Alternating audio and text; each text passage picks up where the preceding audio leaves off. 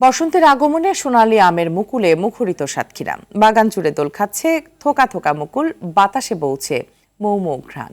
আবহাওয়া অনুকূলে থাকলেও এ মৌসুমে আমের বাম্পার ফলনের আশা চাষিদের।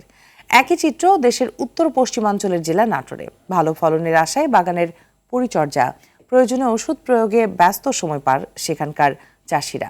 প্রতিনিধিদের পাঠানো তথ্যচিত্রে আরো জানাচ্ছেন সুলাইমান কবির।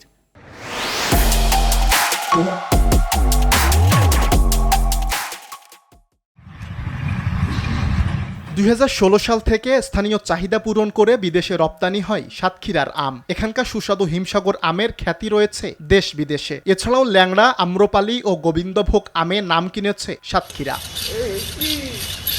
চলতি বছর জেলায় 4137 হেক্টর জমিতে আমের চাষ হয়েছে, যেখানে উৎপাদনের লক্ষ্যমাত্রা ধরা হয়েছে 70,900 মেট্রিক টন। লক্ষ্যমাত্রা অর্জনে বাগান পরিচর্যা, রোগবালাই দমন সহ প্রয়োজনীয় পরামর্শ দিচ্ছে কৃষি বিভাগ। ঘন কুয়াশা না থাকায় মুকুলের অবস্থা ভালো, কৃষকগণ পরিচর্যায় ব্যস্ত। আশা করছি যে আমাদের যে লক্ষ্যমাত্রা অতিক্রম করতে পারবো ইনশাল্লাহ। আমের জন্য আলাদা খ্যাতি আছে উত্তর পশ্চিমাঞ্চলের জেলা নাটোরের। বসন্তের আগমনে জেলার আম বাগানগুলো সেজেছে মুকুলের সাজে। মৌমাছিদের গান আর বাতাসে সুবাসিত ঘ্রাণে মধুমাসের আগমনী বার্তা দিচ্ছে আমের মুকুল। অন্য বছরের তুলনায় মুকুল ভালো হওয়ায় আশায় বুক বেঁধেছেন বাগান মালিকরা। 2-3 বছরে এরকম মুকুল আসেনি।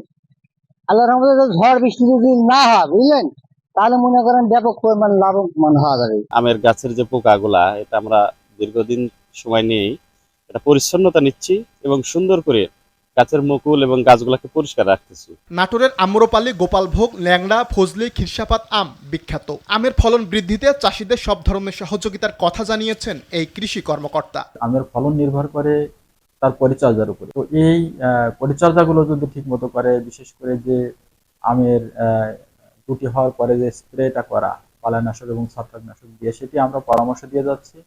আমরা আশা করছি যে এবার একটি ভালো ফলন আমরা আম থেকে পাবো।